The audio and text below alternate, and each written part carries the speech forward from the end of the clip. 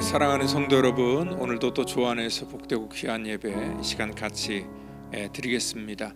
오늘 하나님께서 또 우리 가운데 주시는 그러한 은혜를 또 우리가 사모하면서 또 믿음으로 또 주 앞에 나아갈 때에 오늘도 이 말씀과 또 하나님의 그러한 능력으로 우리 가운데 온전히 임하시기를 또 간절히 사모하며 이 시간 우리 다 같이 묵상으로 기도하며 우리 1월 18일 우리 주일 예배 시간 드리도록 하겠습니다. 너희는 떨며 범죄하지 말지어다. 자리에 누워 심중에 말하고 잠잠할지어다. 의의 제사를 드리고 여호와께 의지할지어다. 여러 사람의 말이 우리에게 선을 보일 자 누구냐 하오니 여호와여 주의 얼굴을 들어 우리에게 비추소서. 주께서 내 마음에 두신 기쁨은 그들의 곡식과 새 포도주가 풍성할 때보다 더하나이다. 내가 평안히 눕고 자기도 하리니 나를 안전히 살게 하시는 이는 오직 여호와이시니이다. 하나님 감사합니다. 우리의 삶 속에 늘 좋은 것들로 하나님 베풀어 주시고 또 하나님의 그 은혜 가운데 살아감을 고백합니다.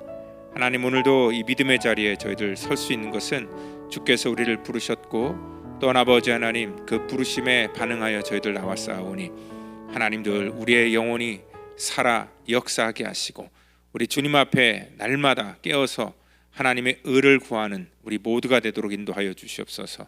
예배를 통하여서 각 사람의 심령을 붙드시고 인도해 주시기를 원하오며 또 사랑과 자비가 풍성하신 우리 구주 예수님의 이름으로 기도하옵나이다. 아멘. 이 시간 우리 다 같이 사도신경으로 우리의 신앙을 고백하겠습니다. 전능하사 천지를 만드신 하나님 아버지를 내가 믿사오며 그 외아들 우리 주 예수 그리스도를 믿사오니 이는 성령으로 잉태하사 동정녀 마리아에게 나시고 본디오 빌라도에게 고난을 받으사 십자가에 못 박혀 죽으시고 장사한 지 사흘 만에 죽은 자 가운데서 다시 살아나시며 하늘에 오르사 전능하신 하나님 우편에 앉아 계시다가 저리로서 산 자와 죽은 자를 심판하러 오시리라. 성령을 믿사오며 거룩한 공회와 성도가 서로 교통하는 것과 죄를 사하여 주시는 것과 몸이 다시 사는 것과 영원히 사는 것을 믿사옵나이다. 아멘.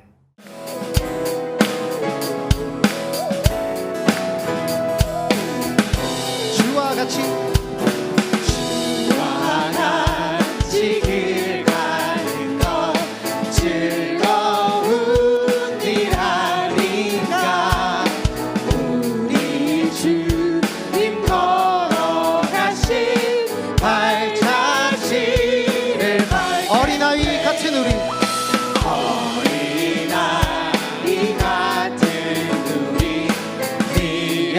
미련하고 약한 나 주의 손에 이끌리어 생명길로 가게 한 걸음 한 걸음 한 걸음 한 걸음 주 예수와 함께 날마다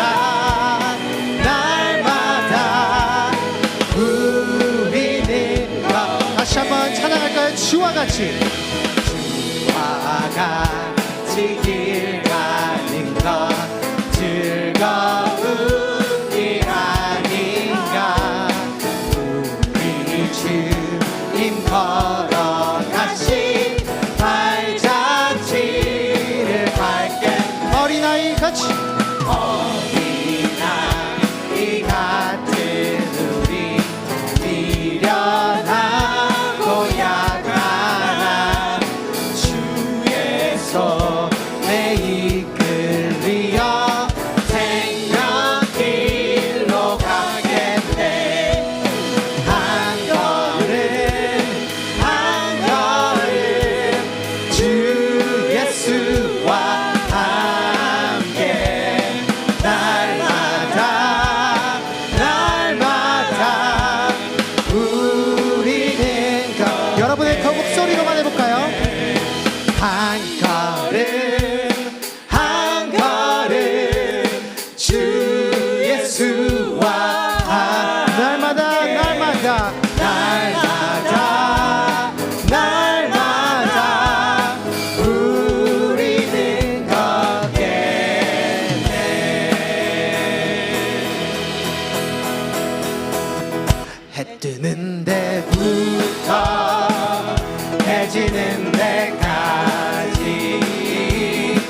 주 이름 찬양받으리. 해 뜨는 데부터 해 지는 데까지 주 이름 찬양받으리. 할렐루야. 할렐루야. 여호와의 모든 종들아 주 이름 찬양해. 이제부터 영원까지 주 이름 찬양할지어다. 해 뜨는 데부터 해 지는 데까지 주 이름 찬양받으리. 해 뜨는 데부터 해 지는 데까지 주 이름 찬양받으리. 할렐루야. 할렐루야. 여호와의 모든 종들아 주 이름 찬양해. 이제부터 영원까지 주 이름 찬양할지어다. 할렐루야. 할렐루야. 여호와의 모든 종들아 주 이름 찬양해. 이제부터 영원까지 주 이름 찬송할지어다. 우리 주님께 영광의 박수 올려드립시다. 할렐루야. 아멘. 우리 시간 우리 주 예수, 우리 왕 되신 주님을 이 시간 초대하기 원합니다. 우리 예배 가운데 함께 하시옵소서. 주님,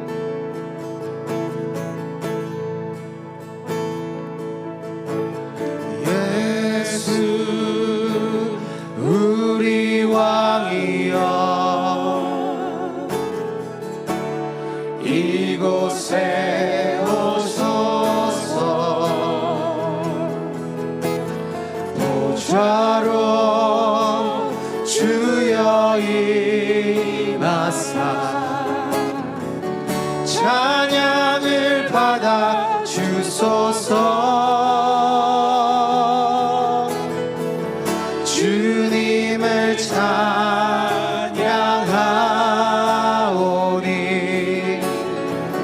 주님을 경배하오니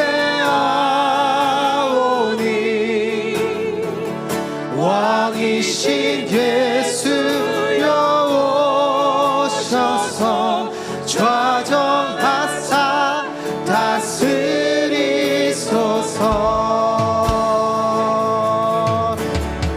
다시 한번 주님 초대하기 원합니다. 예수 우리 왕이여. 예수 우리 왕이여 이곳에 오소서. 보좌로 주여 임하사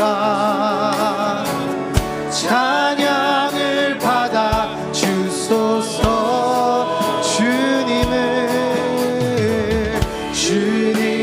찬양하오니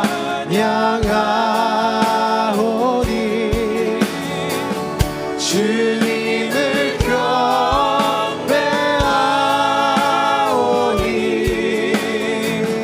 왕이신 예수여 오셔서 좌정하사 다스리소. 주님을 찬양하오니 주님을 찬양하오니 주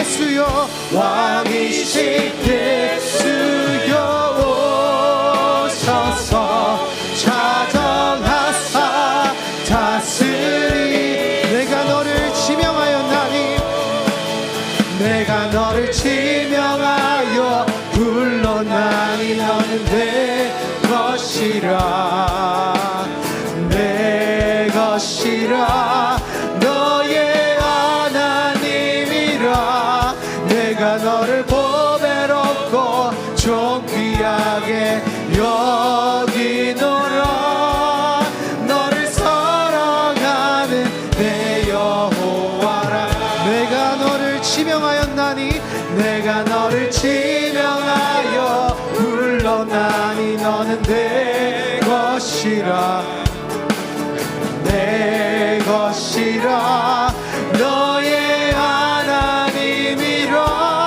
내가 너를 보배롭고 존귀하게 여기노라 너를 사랑하는 내 여호와라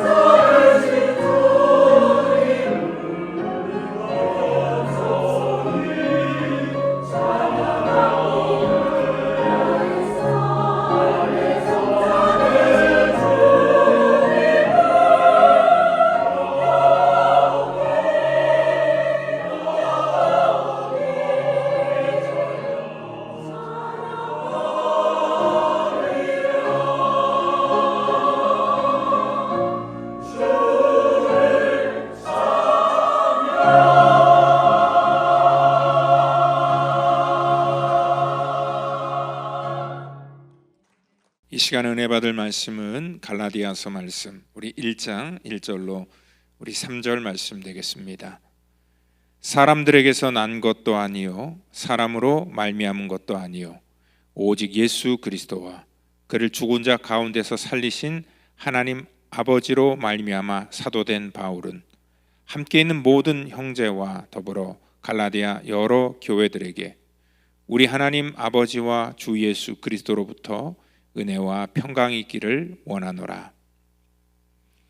이 시간에 우리 2026년도를 또 우리 시작하면서 올 한 해를 통하여서 이 갈라디아서 말씀을 가지고 또 이 강해를 또 이어나가도록 하겠습니다. 오늘은 그 첫 번째 우리 나는 누구인가라는 그런 제목으로 말씀을 나누기를 원합니다. 사실 또 제가 이제 이 갈라디아서를 결정하기 전에 좀 나름대로 고민을 했어요. 전도서를 할까, 잠언 같은 지혜서를 좀 할까. 근데 이제 이 지혜서에서 말씀하시는 그런 내용들은 우리가 조금 부족해도 정말 우리가 구원받는 데는 아무런 지장이 없지만 이 구원의 확신을 이 땅 가운데 확실히 갖고 또 믿음으로 담대하게 이 복음 가운데 살아가야 되는 더 많은 그러한 성도들이 있는데 이것은 필수 불가결한 그러한 일이기 때문에 이 주일 설교만큼은요 이렇게 복음서로는 나가야 되겠다.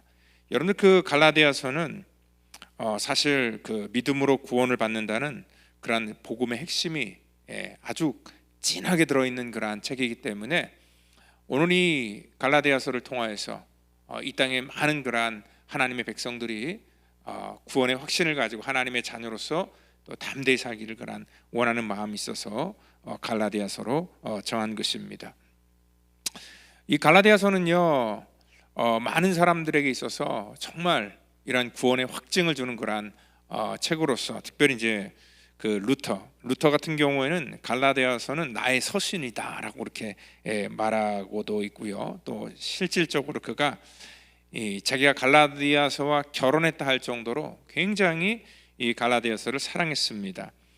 이 분량으로는요 사실 로마서의 뭐 한 절반도 안 되는 그런 그 양이지만요 루터는 실질적으로 갈라디아서를 쓰면서 또 이 로마서 분량의 한 2배 정도의 그런 이 주석을 썼다고 그렇게 얘기를 합니다.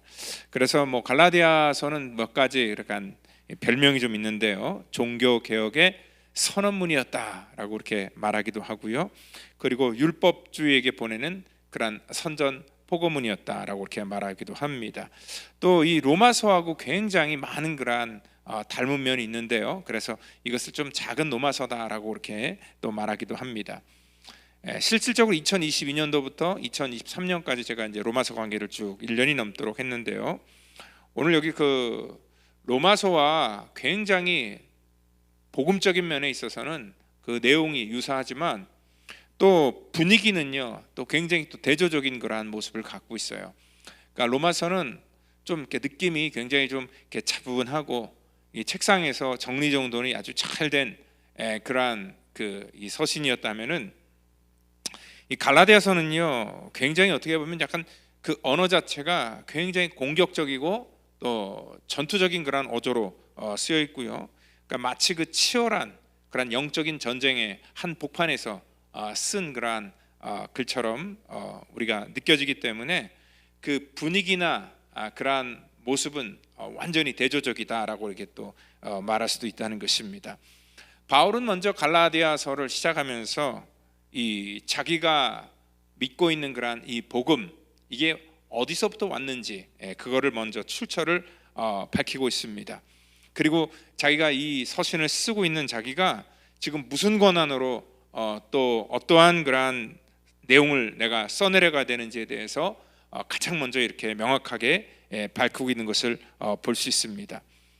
그러니까 이 갈라디아서를 쓰면서 이거는 내가 누구에게 배워서 그리고 누구에게 어떠한 그 권위를 인정받아서 쓴 것이 아니다라는 것들을 먼저 얘기를 하는 거예요. 그래서 시작하면서 이것은 사람들에게 난 것이 아니고 또 사람으로 말미암은 것도 아니다라고 이렇게 시작을 하고 있다는 것과 그리고 오직 예수 그리스도와 및 죽은 자 가운데서 그리스도를 살리신 하나님 아버지로 말미암아 사도된 바울은이라고 이렇게 말하고 있습니다.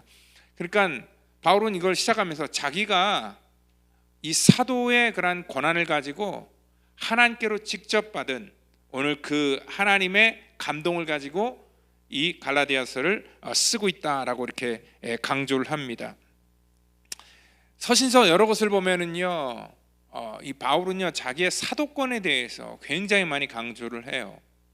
이렇게 자기의 어떤 이 신분, 또 어떻게 보면 자기의 정체성이라고도 할 수 있죠. 이거를 참 강조를 많이 하는 그러한 이유는 뭐냐면, 그 당시에 많은 사람들이요 바울의 사도권에 대해서 의심을 갖고 또 그의 사도권을 부정을 하고 공격을 하는 그런 일들이 굉장히 많았기 때문에 그렇다는 것입니다. 연대 그 사도의 권한은 이 사도행전 1장을 보면은요, 이제 가룟 유다가 죽고 그 결혼한 그런 자리를 뽑는 그런 과정 속에서 나름끼리 어떠한 그 정한 규칙이 있었어요.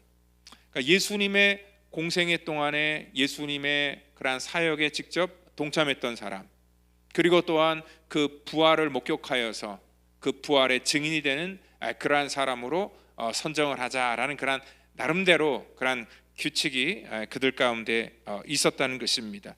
근데 이 바울은요 그 예수님의 공생의 사역에 함께했던 사람도 아니었고, 그리고 또 예수님의 부활의 현장에 있었던 그러한 사람도 아니었기 때문에 이러한 이 공격이 있었다는 거죠. 그러니까 그 당시에는요 모든 게 이렇게 확실하게 주어지지 않은 그런 때예요. 그러니까 이제 기독교 사실 초기에 모든 기준들이 전부 다 굉장히 모호했죠. 그러니까 신약 성경은 당연히 지금 써내려가는 그런 과정 중에 있었기 때문에 어떠한 이 정확한 기준이 없어서 그들은 서로 간에 이러한 많은 의심, 또 이 공방이 굉장히 치열했다라고 이렇게 말할 수 있습니다. 그렇기 때문에요 이 바울의 사역에 있어서 많은 그런 의심을 던지고요, 또 그 당시 복음이 이렇게 전파돼 나가는 그런 과정 속에서 그 복음을 받는 그런 많은 그런 대상 중에 그 유대인들이 있었기 때문에 그 뼛속까지 있었던 그런 유대주의적인 그런 사상을 한순간에 복음을 받아들였다 해서 떨궈버리는 것이 어려워서 이 복음과 또 율법과 이러한 유대교와 또 새로 태동된 어떤 기독교 안에서의 그러한 많은 갈등과 또 그 안에 공방이 굉장히 치열했다라고 이렇게 말할 수 있었다는 것입니다. 그렇기 때문에요 바울은요 더더군다나 이러한 하나님의 말씀을 전파하고 이 복음의 그러한 기초를 놓는 그런 과정 속에서 아주 치열하게 이렇게 싸움을 싸웠고요, 영적인 싸움이죠. 그리고 또한 이 모든 권한이 사람으로부터 내가 부여받은 게 아니라 내가 하나님께로부터 직접 받은 그런 권한을 가지고 이 서신을 써내려간다라는 것들을 굉장히 강조하고 싶었습니다. 그래서 바울은요 이 갈라디아뿐만 아니라 대부분 많은 서신서에서 자기가 이러한 사도권을 갖고 있는 그런 사람이다라는 것들을 강조합니다. 그 사도권은요 특별히 고린도전서 9장 1절을 보더라도 내가 사도가 아니냐, 그리고 또한 내가 자유인이 아니냐, 내가 우리 주 예수를 내가 보지 못하였느냐, 나는 그 예수님의 공생애 가운데 내가 함께하진 않았지만 나는 그 다메섹 도상에서 그 부활하시고 그 자기를 만나 주신 그 하나님에 대한 그 확실한 체험과 증거가 있기 때문에 자기는 그 증거를 가지고 이 담대하게 주의 복음을 전한다라고 이렇게 밝히고 있습니다. 그리고 또한 고린도전서 9장 2절에서도 역시 계속 이어나가면서 다른 사람들은 나를 사도라고 그렇게 부르지 아니할지라도 너에게는 내가 사도됨의 증거가 있지 않냐라고 이렇게 얘기를 합니다. 주 안에서 인친 것, 그래서 이 성령의 거룩한 사역과 하나님의 거룩한 복음이 너희 교회 안에 이렇게 뿌리를 내려가는 그런 과정 속에서 일어난 많은 것들을 너희들이 경험하고 체험하지 않았느냐라고 하면서 오히려 그들에게 이 사도권에 대해서 묻고 있다는 것입니다. 바울은요 어떻게 보면은 이 사람의 인정이 아니라 하나님께서 자기를 그러니까 직접 부르셨다는 그러한 자기 정체성, 자기 소명 안에서 이 모든 것들을 지금 시작하고 있다는 것을 알 수 있다는 것입니다. 여러분, 우리 신앙도 마찬가지입니다. 우리 신앙도 어느 정도의 뭐가 있어요? 자기 소명이 있어야 돼요. 자기 확신이 분명히 있어야지 우리 이 땅 가운데 수많은 그러한 이 공격으로부터 우리가 넘어지지 않는다는 거예요. 이 복음서를 선택한 것도 그 이유 자체가 뭐냐면 우리 안에 이러한 복음으로서 내 정체가 누구인지, 우리가 구원받은 자녀로서 이 땅 가운데 어떠한 정체를 가지고 살아가야 되는지에 대한 자기 확신, 나의 정체에 대한 그런 분명한 그 답을 우리가 갖고 있어야지 수많은 그러한 이 잘못된 복음들이 우리 가운데 들어와서 우리를 미혹할지라도 우리가 거기에 휩쓸리거나 넘어지지 않을 수 있다는 것입니다. 그리고 또한 복음에 있어서도 우리가 더욱더 담대함을 가지고 하나님의 사역을 감당할 수 있다는 것입니다.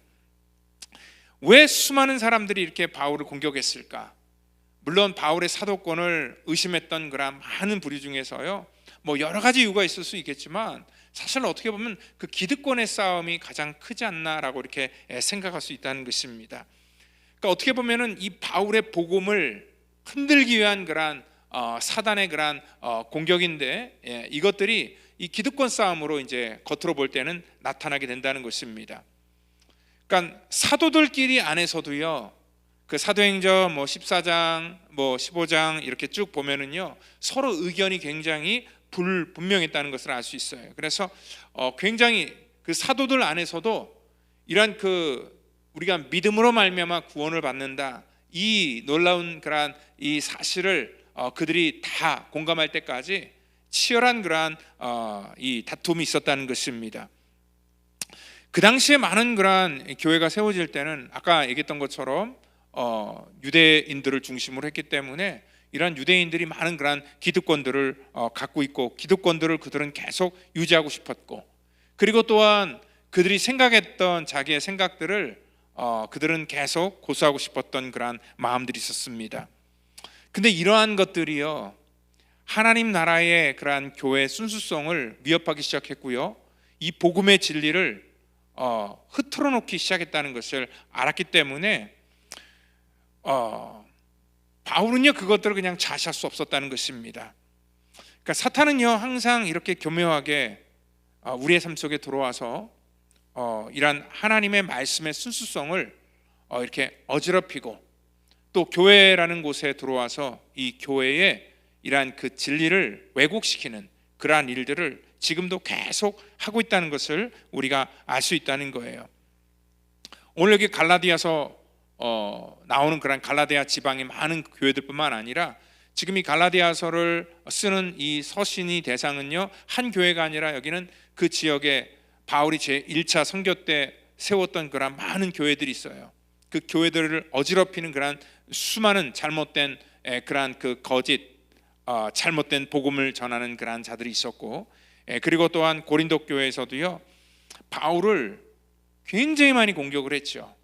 그러니까 이제 고린도 지역은 사실 이 갈라디아 지역은 지금의 말하면 튀르기예죠, 그렇죠? 그쪽 그 지역을 얘기하지만 또 고린도 같은 데는 이제 그 대륙으로 보면 유럽의 한 지역을 또 얘기하는 거죠. 근데 그들이 공격할 때는요, 항상 어떠한 그 복음의 본질을 흩어놓기 위해서 그 리더의 그러한 자질이나 어떤 인격 이러한 부분 속에서 계속적으로 모함을 하고 거짓을 말하는 것을 볼 수 있습니다. 그래서 고린도 지역 사람들이요, 또 이 바울을 공격할 때는 바울에게 육신을 따라 행하는 자다라고 고린도후서 10장 2절에 그렇게 공격을 하더라고요. 악의적으로 모함을 하죠. 여기 육신을 따라 행한다는 게 뭡니까? 돈을 좋아하고 또 자기들을 이용하여 어떤 자기 어떤 사적인 이익을 구하는 그러한 사람이다라고 그를 몰아갔다는 것입니다. 여러분들, 사실 이 사단은요, 우리의 그러한 마음속에 자기의 어떤 그 진을 만들기 위해서 이렇게 좁은 감정이라는 그런 틈을 가지고 우리 속에 들어오기 시작한다는 겁니다. 사실 바울에게 육신을 따라 행하는 자다라는 그런 말은 모욕과 같은 말입니다. 자기는 실질적으로 예수님을 만난 이후로부터 그 육신적으로 모든 누릴 수 있는 것들을 다 버린 사람인데, 그 사람에게 육신을 따라 행하는 자다라는 그런 말은요, 사실 이게 사실이기야 보다는 바울의 어떤 그 심기를 건드리는 그런 말이죠. 그러니까 이러한 말을 퍼뜨려서 바울이 그러한 얘기를 들었을 때 바울이 거기에 혈기를 부리고 막 화를 내고 육적인 그러한 상태로 싸우기를 원하는 그러한 마음들이 있기 때문에 그렇다는 것입니다. 이런 비방에 대해서 진짜 바울이 혈기를 부리고 싸웠다면 정말 어땠을까요? 그들의 소문 그대로 그는 육적으로 행하는 자다라고 그렇게 인정을 받을 수밖에 없었다는 것입니다. 근데 바울은요, 고린도후서 10장 1절을 통하여서 나 바울은 그리스도의 온유와 관용으로 친히 너희를 권한다라고 이렇게 말하고 있습니다. 그리고 또한 우리가 육신대로 행하지만 나는 육신에 따라 싸우지는 않겠다라는 그러한 얘기를 하는 것을 볼 수 있습니다. 근데 여기 내가 육신으로 행하나라는 말은 그들이 말하는 것처럼 내가 돈을 좋아하고 또한 그들을 이용해서 어떠한 사리사욕을 취하는 그걸 인정한다는 게 아니라, 바울이 여기서 말하는 육신대로 행한다는 건 뭐냐면 우리는 다 육적인 그러한 연약함을 가지고 살아간다라는 것들을 자기가 인정한다는 거예요. 그러니까 자기는 질그릇과 같은 그러한 연약한 존재라는 것들을 고백하고요, 그리고 죄로 인하여서 늘 넘어질 수 있는 그러한 불완전한 존재라는 것을 그가 인정한다는 그러한 차원 속에서 그 육의 한계를 갖고 있는 그러한 것을 인정하는 차원 속에서 내가 육신으로 행한다라는 그러한 말을 하고 있고요. 근데 거기에 이제 방어적으로, 그렇지만 그럴지라도 나는 육신에 따라 내가 행하지 않겠다, 싸우지 않겠다라고 이렇게 말씀을 하고 있다는 것입니다.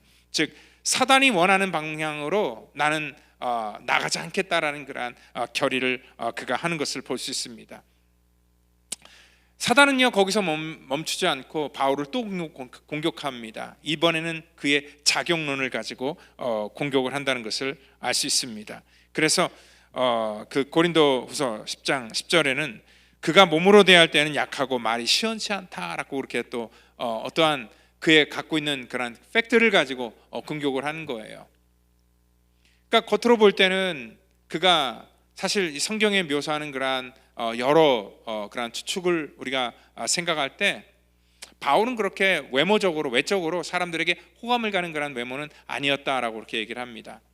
그리고 또한 여기 말이 시원치 않다라는 것도 뭐냐면 바울이 굉장히 많이 배운 사람이잖아요. 말을 잘할 수 있는 사람인데 바울이 이러한 고백을 그의 이 선교의 현장 속에서 경험한 다음에 하는 것이 뭐냐면 자기는 이 세상적인 어떤 방법, 어떤 철학이나 수사학이나 이러한 것을 가지고 복음을 자기가 전하는 것이 아니라 예수 그리스도와 십자가 외에는 자기가 전하지 않겠다라고 그렇게 다짐을 하게 됩니다. 즉 복음으로서만 나는 승부를 하겠다라고 그렇게 말했기 때문에 그 당시 어떤 그 분위기나 흐름 속에서 이 바울의 그런 메시지는 그렇게 썩 매력적으로 들리지 않았다는 것입니다. 그러니까 어떻게 보면은요, 이 사단은 그 있는 모습 그대로 지금 바울의 그런 팩트를 가지고 공격을 하는 것을 볼 수 있다는 것입니다. 사실 이 설교자들에게요, 이러한 그 팩트를 가지고 공격을 할 때 사실 이게 위축되는 건 맞아요. 왜냐면 저도 이제 20여 년 전에 제가 이제 청소년 사역을 했을 때 그때 저는 이제 한 30살쯤에 여기 미국에 왔어요. 결혼 다 하고 그리고 이제 사역을 하다가 여기 미국에 와서 여기서 이제 좀 늦게 대학원을 하게 되었죠. 사실 아무리 제가 열심히 노력을 해도 영어에 그런 한계가 있죠. 물론 간단한 의사소통이나 이런 것들은 충분히 가능하지만 아주 깊이 있는 그런 대화나 아니면 그런 이 발음이나 여러 가지 그런 그 성향이 있어서도 이게 안 되잖아요. 그런데 이제 제가 2세 사역을 맡고 있으면서 나름대로 굉장히 좀 고민이 있었어요. 그때 이제 막 30대 초반 때. 근데 제 어떤 이 언어의 그런 이 한계가 분명히 있음에도 불구하고 그 당시 굉장히 이 중고등부 아이들이 많이 왔었어요. 그리고 진짜 엄청난 그러한 부흥을 또한 경험하게 됐죠. 굉장히 짧은 시간 내에 좀 우리 교회뿐만 아니라 이 지역 교회를 아우르고 심지어는 중국의 그러한 그 커뮤니티까지 거기 청소년들을 다 이렇게 아우르면서 막 연합 집회도 해주고 그러다 보니까 이제 처음 시작할 때는 몇 명 되지 않았던 그런 아이들이 나중에는요 그 아이들이 정말 예배당에 들어올 수 없을 정도로 엄청나게 많이 그렇게 아이들이 부흥을 했거든요. 그러한 과정 속에서 그 교회 이제 그 담임 목사님이 바뀌는 그러한 과정 속에서 이제 새로운 목사님이 청빙에서 온 거예요. 근데 그 목사님이 오자마자 제일 먼저 저한테 얘기하는 게 뭐냐면 너는 여기서 태어난 자도 아니고 또 말도 그렇게 영어가 유창하지도 않고 하다 보니까 나는 우리 이 아이들을 위해서 2세 사역자를 좀 데려와야 되겠다. 뭐 저한테 그렇게 얘기를 하는 거예요. 사실 저도 나름대로 굉장히 고민이 있었거든요. 제가 그 아주 영어를 굉장히 잘했다면은 좀 아이들을 좀 깊이 좀 상담도 해주고 더 그 이 설교의 어떠한 깊이나 제가 전달하고자 하는 것들도 더 정확하게 전달할 수 있을 텐데 항상 그 한계를 느끼는 그런 이 팩트 그거였기 때문에 그 목사님이 뭐 오자마자 한 달 안에 그런 얘기를 해서 제가 어쩔 수 없이 제가 그냥 반강제적으로 그냥 사임을 하고 교회를 떠났습니다. 사실 이렇게 이러한 사역을 중단하도록 이 사단은 계속 우리의 어떤 그 사역 가운데 방해라고 공격을 하죠. 근데 물론 뭐 그러한 일들이 있어서 제가 이제 개척을 하고 여기까지 오게 된 거지만 안타까운 건 뭐냐면 그 당시에 그 많은 그런 아이들이 교회 오고 신앙생활을 막 시작했는데 나중에 이제 여기 쭉 살면서 가끔 그런 이제 성인이 된 그런 제 제자들을 만날 그런 때가 있어요. 근데 교회를 다니는 애들이 그렇게 많이 없어요. 그 당시 그 아이들이 막 뿌리를 내리기도 전에 제가 떠나면서 또 2세 사역자가 와서 잘 케어를 했으면 모르겠지만 그게 안 됐던 것 같아요. 그래서 아이들이 다 교회를 떠난 그러한 상태가 너무나 정말 좀 안타깝더라고요. 여러분들 이 바울도요 이러한 이 사역을 계속할 수 없도록 그러한 그 사도권에 대해서 의심을 하고 바울의 어떤 그 외적인 모습이나 어떤 바울의 어떤 그 여러 가지 이 갖고 있는 것들을 가지고 계속적으로 사단은 못하겠지만 바울은 거기서 중단하지 않았던 건 뭐냐면 자기를 부르신 하나님의 소명의식이 너무나 확실했기 때문에 이것은 이 소명의식은 자기 자존심과도 상관없고요 그리고 개인적인 능력과도 상관없이 그 하나님의 부르심에 그냥 초지일관으로 나갈 수 있었다는 것입니다. 여러분들 이 전도라는 것도 저는 그런 관점으로 생각을 해요. 하나님께서는 우리에게 모든 사람에게 하나님의 거룩한 말씀을 전하는 그러한 이 소명을 하나님께서 우리 가운데 주셨거든요. 그래서 예수를 믿은 사람은 그 하나님을 정말 만난 사람들은요 우리가 하나님의 복음을 전하는 자로 하나님께서 우리를 부르셨다는 거예요. 이걸 우리가 이제 전도라고 얘기를 하죠. 근데 우리가 생각할 때는 이 전도라는 거를 생각할 때 어떠한 특정한 훈련을 받은 사람이 하는 것이다. 그러니까 모든 사람이 하는 게 아니라 어떠한 특별한 은사를 갖고 있는 사람만 할 수 있는 거다. 교육을 받고 그래서 우리가 뭐 전도훈련 같은 거 많이 하잖아요. 근데 사실 전도훈련이라는 게 사실 저는요 물론 뭐 필요한 것이기도 하지만 그게 필요한가라는 생각을 또 한편으로 들기도 해요. 뭐 이 전도라는 게 사실 우리가 배워서 사람에게 뭐 설득을 시킨다. 그리고 또한 두렵고 떨림이 있기 때문에 어떤 좀 담력을 키운다. 뭐 여러 가지 경험을 미리 우리가 좀 준비를 한다. 뭐 그러한 차원 속에서 훈련을 할 수는 있어요. 그렇지만 이 전도라는 건 뭡니까? 우리가 배워서 그리고 우리가 어떠한 것들을 익혀서 외워서 우리가 하는 것이 아니라 이 하나님의 능력을 우리가 믿고 신뢰함으로 주의 복음을 전할 때에 오늘 내가 책임을 지는 것이 아니라 그 말씀 자체가 능력이 있어서 그 말씀이 사람들의 영혼을 변화시키는 것, 그게 바로 진짜 살아있는 전도라고 생각할 때에 여러분들 우리 스스로가 부족하고 연약할지라도 우리가 그 일을 감당하면 하나님께서 우리 가운데 능력을 주시고 또한 우리가 전한 그러한 복음이 정말 이 땅 가운데 죽어있는 그러한 영혼들을 살리는 하나님의 거룩한 능력이 된다는 것을 우리가 경험해야 된다는 것을 여러분들 믿으시기를 바랍니다. 그리고 우리는 그 일을 감당해야 된다는 것 또한 여러분들 믿으시기를 바랍니다. 그렇기 때문에 우리의 어떠한 이 복음을 우리가 지켜나가는 것은 어떠한 우리의 행동 방침에 대한 그러한 것이 아니라 바로 하나님의 능력 안에 하나님의 거룩한 복음이 있다는 것을 우리가 알고 이러한 자기 소명을 가지고 담대하게 이 땅 가운데 설 것을 하나님께서 우리 가운데 명하셨다는 것입니다. 사단은 늘 우리의 부족한 부분들을 공격해요. 우리의 어떠한 자격이나 또 이것들을 계속 컨티뉴하지 못하도록 여러 사건을 만들어서 단절시켜요. 그래서 우리는요, 우리 마음속에 결심을 했다가도 포기할 때가 되게 많아요.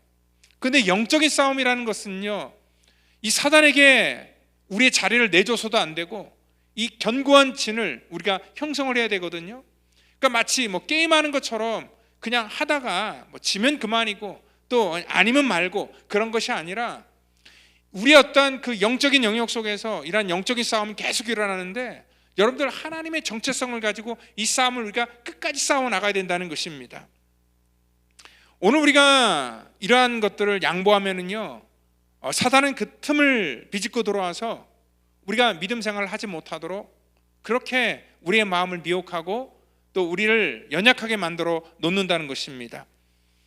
전쟁 영화를 보면은요, 이 군인들이 높은 고지를 점령해서 이 전쟁의 우위를 차지하기 위해서 치열하게 싸우는 것들을 우리가 볼 수 있어요. 근데 전쟁 영화가 아닌 실질적으로 우리 6.25 당시에도 이 종전 그러한 그 회담을 막 하는 그러한 과정 속에서도 치열한 전투가 그 백마고지에서 있었다는 것 여러분들 잘 아실 겁니다. 그 공방을 계속 치열하게 했던 이유도 뭐냐면 중요하기 때문에 그렇습니다. 여러분 사실 그 백마고지가 중요하다는 그런 인식이 없다면은 정말 밀리고 밀리는 그러한 치열한 그러한 이 10일 동안에 12차례의 그러한 이 고지를 서로 뺏고 빼앗기는 그러한 일들을 하지 않았을 겁니다. 근데 그 지역이 너무나 중요한 그러한 위치였다는 것을 알았기 때문에 그 고지를 점령하기 위해서 그렇게 수많은 사람들이 피를 흘리며 그 자리를 차지하기 위해서 싸웠다는 것이죠. 그 당시 중공군만 한 10,000명, 우리 국군은 한 3,500명 정도의 사상자를 냈다라고 이렇게 10일 동안 아주 굉장히 치열했던 그런 전투였다라고 이렇게 말하고 있죠. 그 지역이 중요한 이유는 그런 광활한 철원 평야 일대와 또 서울로 통하는 국군의 주요 보급로를 장악할 수 있는 그런 지정학적으로 굉장히 아주 중요한 자리였기 때문에 그렇게 치열한 공방을 했다는 것입니다. 내줄 수가 없는 거지요. 우리 영적인 것도 마찬가지예요. 우리 인식이 있어야 돼요. 그냥 그런 중요하다는 인식이 없으면 아니면 말고 그냥 쉽게 그 자리를 내줍니다. 그렇지만 내가 그것을 지켜야 된다는 그런 생각이 있고 하나님께서 나에게 주신 그런 사명이 중요하다는 것을 내가 인식하는 사람은 그것을 지키기 위해서 우리가 끊임없이 여러분들 노력하고 또한 그 일을 위해서 우리의 모든 삶을 하나님 앞에 드릴 수 있다는 것입니다. 사단은요, 이런 하나님의 말씀에 우리가 온전하게 복종하지 못하도록 끊임없는 그런 이 해방과 또한 이 방해를 우리 가운데 펼치는 것을 우리가 알 수 있습니다. 바울은요, 고린도후서 10장 5절 6절에서 한 단어로 얘기를 하죠. 뭐냐면 하나님을 아는 것을 대적하여 놓아진 것을 다 무너뜨리고 모든 생각을 사로잡아 그리스도에게 복종하게 하니 너의 복종이 온전하게 될 때 모든 복종하지 않는 것을 버리려고 준비 중에 있노라. 이 말씀은 정말 모든 그러한 이 땅 가운데 하나님의 일들을 대적하는 그러한 수많은 일들이 있지만 자기는 하나님의 말씀에 복종하겠다는 그러한 말씀이라는 거죠. 우리의 생각을 무너뜨리는 그러한 모든 것을 내가 거기에 굴복하지 아니하고 하나님께서 이루신 그 놀라운 그러한 이 주권 속에 나는 순종하고 복종하겠다는 거예요. 그래서 그 하나님 앞에 복종하라 말미암아 오늘 자기의 어떠한 이 정체를 지켜나가겠다라는 그러한 선언을 하게 된다는 것입니다. 복종하는 게 참 어려운 것 같아요. 오래전에 제가요, 우리 교인들하고 같이 이제 그 자이언트 캐니언을 갔다가 오는 길에 그 한참 운전을 하면서 이제 이 라스베가스로 향하고 있는데, 그러니까 유타 쪽에서 이제 라스베가스로 내려오는 그런 길에서 갑자기 이제 내비게이션을 틀고 왔는데, 제가 뭐 사실 내비를 틀고 있지 않아도 너무나 잘 아는 길이에요. 근데 그때 내비가 갑자기 막 딴 길로 가라고 자꾸 이렇게 안내를 해주는 거예요. 그러니까 상식적으로 제가 이해가 안 갔죠. 왜 저렇게 이 길로 가면 빨리 갈 수 있는데 왜 갑자기 옆에 길로 갑자기 이렇게 턴을 하라고 자꾸 이렇게 알려주지? 이게 내비가 잘못된 거 아니야? 라고 그렇게 의심을 했지만 또 한편으로는요, 내비가 또 가라고 이렇게 자꾸 이렇게 얘기하는 거니까 그냥 한번 그 말을 듣고 제가 이렇게 좀 우회로 이렇게 갔어요. 근데 여러분들 그 길을 갔는데 한편으로 이런 마음이 드는 거예요. 이거 내비가 이거 고장난 거 아니야? 괜히 그 길로 갔나? 그러면서 그 옆에 길로 이제 가다 보면 시간이 거의 한 30분에서 1시간 정도 더 지체가 되거든요. 그래서 그 길로 간 거를 막 후회하면서 다시 되돌아갈까? 뭐 그러한 마음이 자꾸 생기더라고요. 근데 그러한 과정 속에서 같이 이제 한 일행으로부터 이제 전화가 온 거예요. 자기네들은 길이 완전히 정체돼서 도착 시간이 굉장히 늦을 것 같다라는 그런 연락이 뒤늦게 왔습니다. 여러분들 내비가 알려준 건 뭐냐면 그걸 미리 예측하고 다른 길로 이렇게 가라고 얘기를 해준 거예요. 근데 이 복종하기가 참 힘든 게 뭐냐면 차라리 아예 모르면 괜찮은데 내가 조금 안다고 할 때, 내가 자신 있다고 할 때 그때 복종하는 게 훨씬 더 어려워요. 아니면 제가 완전 초행길이었다면 아무것도 몰랐다면 아무런 그런 의심 없이 그 길로 갔을 텐데 제가 잘 안다고 생각하니까 오히려 더 그걸 힘들게 하더라고요. 그래서 하나님 나라의 일들을 우리가 하는 데 있어서 내가 순종하고 복종하는 것은 뭐냐면 차라리 약할 때, 내가 모를 때 하나님의 일을 내가 할 수 있는데 항상 내가 강하면은요 내 능력을 보여주기 위해서 오히려 이것들을 하지 못하는 것들이 우리의 어떠한 본능인 것 같아요. 아까 얘기했던 것처럼 바울이 뭐예요? 자기는 십자가 외에는 증거하지 않겠다. 그 말을 한 이유도 뭡니까?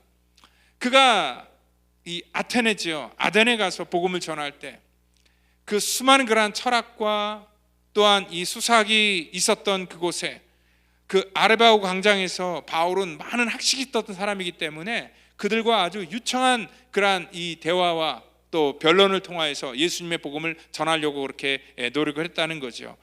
흠잡을 데 없는 설교를 그들에게 했다는 것입니다. 근데 아덴 사람들은요 질문하기를 굉장히 좋아하거든요. 그래서 바울의 그런 설교 후에 계속적인 질문을 했고 바울은 그들과 토론을 이어나갔다는 거죠. 근데 여러분들 그 토론이라는 것은 말은 무성하지만 결론이 없는 거예요. 왜냐하면 이 복음을 전하는 데 있어서 토론까지 간다는 것은 뭐냐면 그 복음이 실패했다는 거죠. 왜 그렇습니까? 이 토론은 상호 공방이기 때문에 하는 거예요. 내가 이 토론에서 저 사람 말을 듣는 건 내가 진다는 그런 의미죠.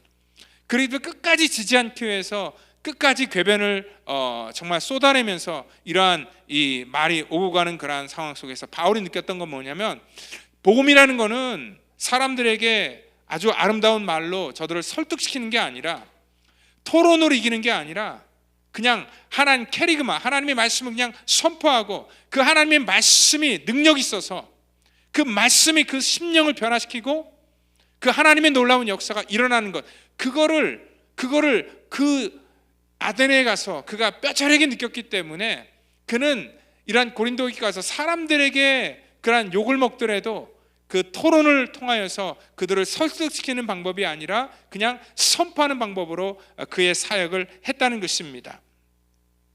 여러분 사실 이 갈라디아 지방은요 바울이 첫 번째 그 선교 사역을 했던 그러한 지역이라고 말씀드렸잖아요. 그곳에 가서 처음에 기억이 뭐냐면 복음을 전하다가 많은 사람들이 정말 이 복음을 듣고 반응을 보였고 예수님을 믿게 되는 그런 일도 있었지만 어떤 곳에는요 바울이 그런 복음을 전할 때 막 돌을 들어서 그를 죽이려고 했어요. 사실 바울이 돌에 맞아서요 거의 죽다시피 했던 그러한 경험도 있던 지역이 바로 이 갈라디아 지방입니다. 그렇게 죽을 뻔한 그러한 고비를 넘어가면서 세운 것이 바로 이 갈라디아 지역에 있는 교회였는데 이곳에 나중에 얘기를 들어보니까 율법주의자들이 이러한 할례를 받아야 구원을 받게 된다는 그러한 잘못된 가르침을 그 유대주의적인 그러한 생각을 복음 안에 집어넣어서 잘못된 그러한 복음을 계속 쏟아내고 있었다는 거예요. 그래서 나중에 이제 갈라디아 3장 1절에 바울이 막 화나는 그러한 이 책망을 하고 있죠. 어리석도다 갈라디아 사람들아, 예수 그리스도께서 십자가에 못 박히신 것이 너희 눈앞에 밝히 보이거늘 누가 너희를 꾀더냐라고 이렇게 말하고 있습니다. 내가 언제 너희들에게 그렇게 가르쳤냐라고 하면서 그들에게 다그치고 있다는 것입니다. 오늘 구원은 오직 예수 그리스도의 그러한 이 보혈의 공로로 인하여서 너희가 거저받은 것인데, 왜 예수님의 그러한 이 보혈의 공로와 예수님의 그러한 능력에 왜 너희들의 어떤 인간적인 것들을 거기 섞으려고 하느냐라고 하면서 이 복음의 진리에 대해서 왜곡하는 그러한 자들을 강력하게 이 바울은 꾸짖고요. 그리고 거기에 동조하는 사람들에게 그 하나님의 원래 복음으로 돌아오라고 강조하는 게 바로 그게 이 갈라디아서 전체의 그러한 내용이라는 것입니다. 그러면서 바울이 내가 사람들에게 좋게 하랴 아니면 하나님께 좋게 하랴, 내가 사람들의 비유를 맞추면서 하나님의 말씀을 전하랴 아니면 하나님께서 나에게 주신 그 권세를 가지고 내가 복음을 증거할까? 오늘 그러면서 자기의 사명과 정체에 대해서 강하게 주장하고 말하는 것입니다. 여러분들, 우리는 그래서 이러한 영적인 이러한 자존감이 있어야 돼요. 출애굽기를 보면은 모세를 하나님이 부르셨을 때 하나님께서는 그 모세의 첫 번째 모습을 하나님이 알고 계세요. 모세는요, 자존감이 없었던 사람이었어요. 어떻게 보면 자존감을 다 잃어버렸다라고 말하는 게 더 정확한 그런 표현일 것입니다. 그래서 하나님이 모세를 처음 부를 때 모세가 자기 스스로에게 그렇게 얘기를 해요. 내가 누구기에 바로에게 가며 이스라엘 자손을 애굽에서 인도하여 내리까? 자기 스스로가 자격이 없다는 것을 얘기하죠. 그러니까 남들이 야 네가 뭔데 그 일을 할 수 있느냐, 그게 아니라 하나님이 그를 부르시면서 하나님께서 그를 사용하신다고 말씀했지만 내가 누구기에, 자기 스스로가 자기에게 말하는 거예요. 자기는 뭡니까? 스스로에게 나 같은 게 무슨 자격이 있어서, 나같이 힘없는데 내가 무슨 일로 내가 그 사람들을 설득시키고 내가 그거를 할 수 있겠습니까? 하면서 하나님의 말씀을 자기 수준으로 자기가 끌어내리는 거지요. 그리고 자기 정체성을 완전히 잊고 살아갔던 그런 40년 동안 그는 완전히 이런 자기 불신의 병에 사로잡혀 있었어요. 그래서 모세가 이러한 얘기를 하죠.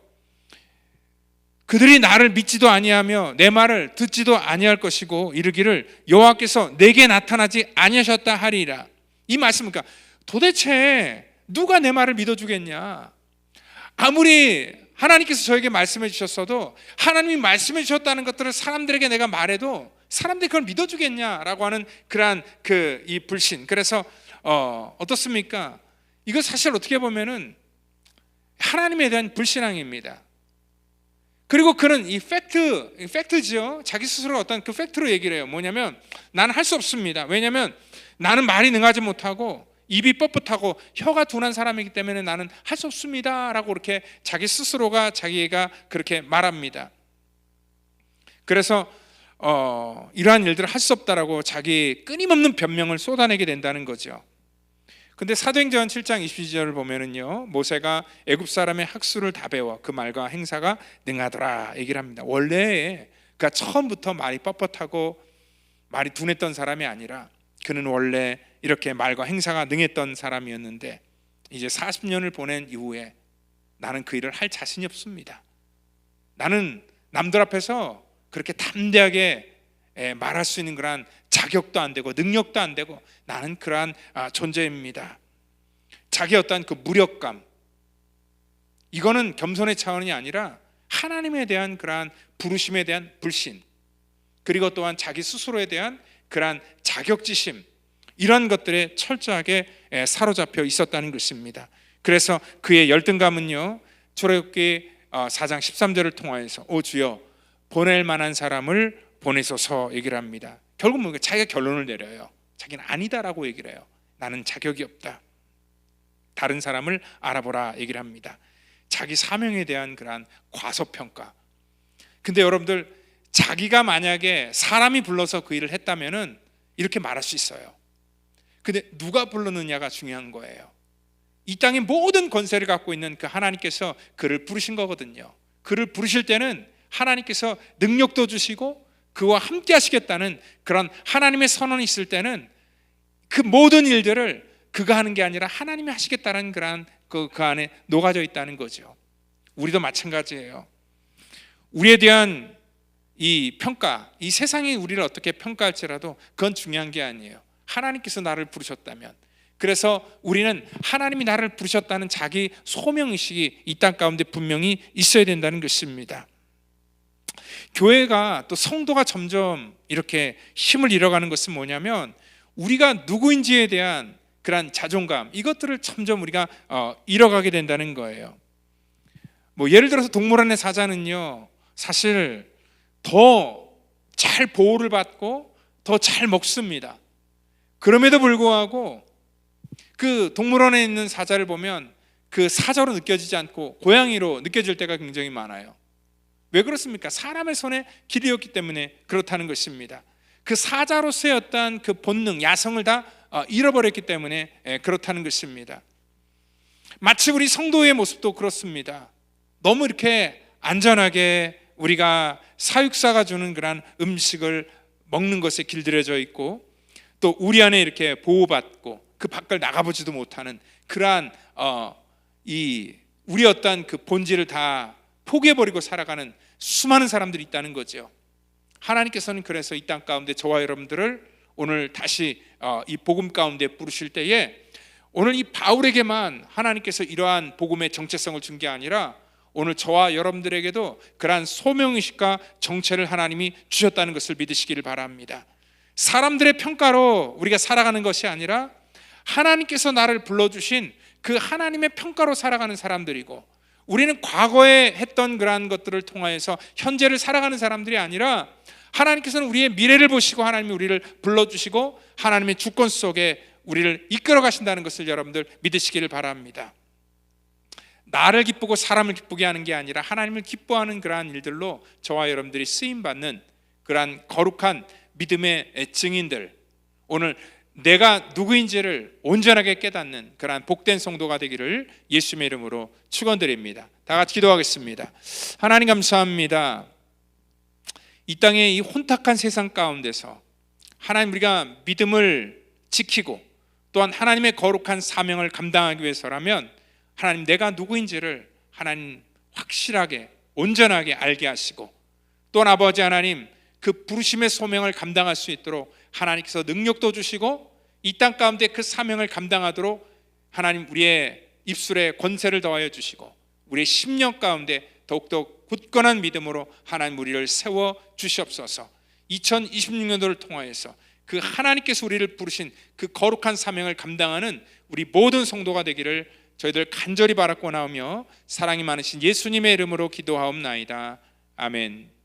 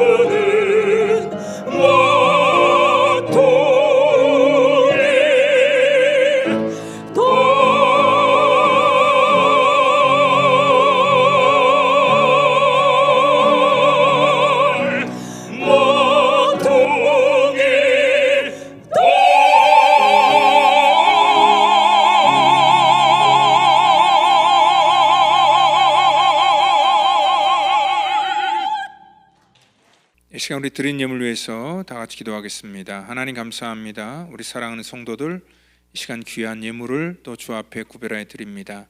우리 주님께서 받으시고 또 아버지 하나님, 하나님의 거룩한 나라와 영광을 위해서 이 예물들이 쓰여질 때에 아버지 하나님, 저들의 아버지 모든 수고 헌신을 하나님 축복하시고 특별히 드려서 부족함이 없도록 또 하나님께서 채워주시고 또 삶 속에 하나님께서 늘 필요한 것들로 공급해 주시는 그 은혜를 누리도록 인도해 주시옵소서. 우리 펠로십 교회와 사랑하는 성도들을 하나님의 귀한 도구로 사용하시고 또 우리는 하나님의 아름다운 정말 통로 역할을 감당하기를 원하오니 우리를 마음껏 사용하여 주시옵소서. 감사하며 예수님의 이름으로 기도하옵나이다. 아멘. 우리 교회 소식 전해드리도록 하겠습니다. 이제 한국학교가 이번 돌아오는 토요일 날 24일 날 개강을 하게 됩니다. 현재 아이들이 굉장히 많이 등록을 해서 110명을 넘겼다고 이렇게 얘기를 하는데 아마 외부에서 오는 그런 아이들은 이제 더 이상 받지 못하고요. 그래서 이제 거기서 스탑이 됐고 현재 우리 교회 등록한 그런 아이들 중심으로 더 추가로 받도록 하겠습니다. 또 특별 활동도요. 또 우리 작년에 더불어서 또 이렇게 많이 또 이렇게 다양한 것들로 또 우리 아이들에게 이렇게 가르쳐지게 되는데 우리 아이들이 또 이 특별활동뿐만 아니라 한글을 또 잘 배워서 또 이 땅의 귀한 하나님의 그런 귀한 자녀들로 또 성장하기를 원하고 또 우리가 이 한국학교를 하는 그런 이유는 이거를 통하여서 그 믿지 않는 그런 가정에 복음을 전하고 또 이 아이들을 또 이 교회로 초대함으로 말미암아 저들이 하나님의 복음을 경험할 수 있도록 또 이러한 모든 선교적인 그러한 차원 속에서 하는 것이기에 또 우리 성도님들이 그러한 취지라는 것을 알고 또 같이 기도해 주시면 감사하겠습니다. 우리 목요 경배와 찬양이 1월 29일 날 있는 것 여러분들 기억하시고 또 기도하고 찬양하는 일에 올 한 해도 또 최선을 다하기를 부탁드리겠습니다. 우리 제자훈련반 우리 지난주에 우리 이제 졸업식을 했고요. 우리 5기가 수료를 했고 또 이제 간증하고 또 이제 수료식을 했는데 이제 여기가 영상을 찍었는데요. 그 영상이 녹화가 되지 않아서 또 그걸 보여드리지 못하지만 여러분들 축복해 주시고 그리고 이제 새로운 그런 기초반을 저희가 모집을 합니다. 그래서 우리 2월 4일부터 이제 시작을 하려고 하는데 저랑 38주 동안 같이 해야 되거든요. 그래서 많은 것들을 같이 누리고 또 여러분들이 예수님을 정말 깊이 알아갈 수 있는 기회이기 때문에 여러분들이 많이 같이 협조해 주시면 감사하겠습니다. 또 예배 후에는 운영회가 있습니다. 그리고 우리 신년 신방을 계속 이제 하고 있는데 신방 받기를 원하는 분들은 저한테 말씀해 주시면 제가 스케줄 조정해서 여러분들의 가정에 또 방문해서 같이 신방하도록 하겠습니다. 또 우리 유스 아이들을 대상으로 컨퍼메이션 클래스를 하게 되는데 한 2년 정도 걸리고요. 우리 아이들이 어릴 적부터 그러한 이 복음의 그러한 이 진리 이런 것들을 체계적으로 알아갈 수 있도록 또 교회에서 하는 그러한 이 교육이기 때문에 우리 컨퍼메이션 클래스에 우리 아이들 보내주시면 감사하겠습니다. 다음 주에 또 우리 홍용옥 권사님 또 천국 환송 예배가 2시에 있습니다. 예배 후에 또 친교회에 그 오후에 우리 예배를 드리게 되는데 여러분들 같이 함께 해주시면 감사하겠습니다.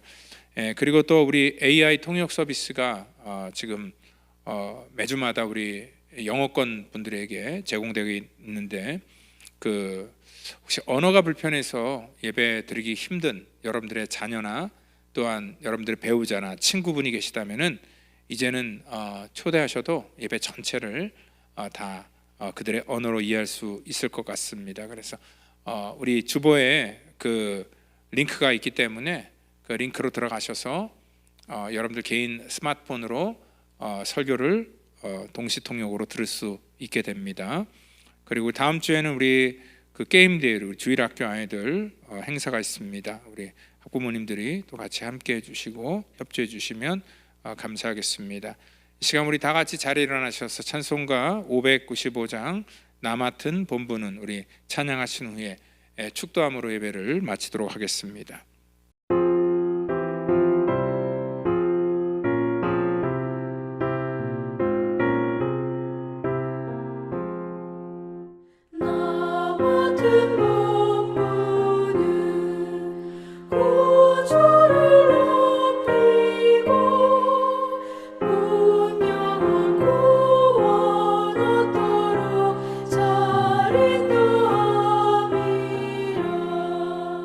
부르신 받들어 내 형제 섬기며 구주의 뜻을 따라서 내 정성 다하리.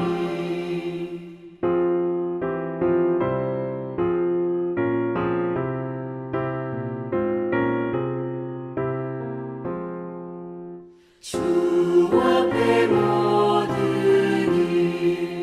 사랑케 하시고 이후에 주님 뵈올 때 상 받게 하소서. 나 항상 깨어서 늘 기도드리며 내 믿음 변치 않도록 날 도와주소서.